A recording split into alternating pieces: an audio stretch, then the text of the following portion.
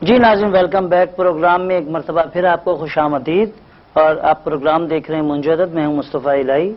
ہفتے اور اتوار کو یہ ہمارا شو ہوتا ہے۔ ناظرین، آج ہم آپ سے گفتگو کریں گے علم العداد کے حوالے سے۔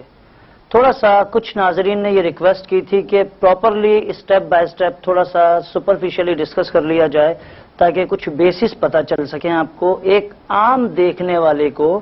ایک عام ہمارے پروگرام کے ویور کو، کہ جس کو بالکل بھی نہیں پتا کہ علم العداد ہے کیا، یہ عدد کیا ہوتے ہیں، یہ نمبر کیا ہوتے ہیں، کچھ بھی نہیں معلوم، یا کسی نے ابھی ابھی دیکھنا شروع کیا، ان لوگوں کے لیے تو سب سے پہلے امپورٹنٹ بات یہ ہے کہ علم العداد سبجیکٹ کو جب ہم ٹچ کرتے ہیں یا یہ نام ہمارے سامنے آتا ہے کہ عدد کیا ہے یا علم العداد کیا ہے، کسی کا بھی نام ہو، یا جو لوگ بھی اس وقت میرا پروگرام دیکھ رہے ہیں، یا جو لوگ بھی پروگرام دیکھ رہے ہیں یا میری بات کو سن رہے ہیں، دیکھیں ناظرین، آپ تمام لوگوں کے نام، مثلا کسی کا نام سائمہ ہے، کسی کا نام انور ہے، کسی کا نام سعید ہے، کسی کا نام زاہد ہے، کسی کا نام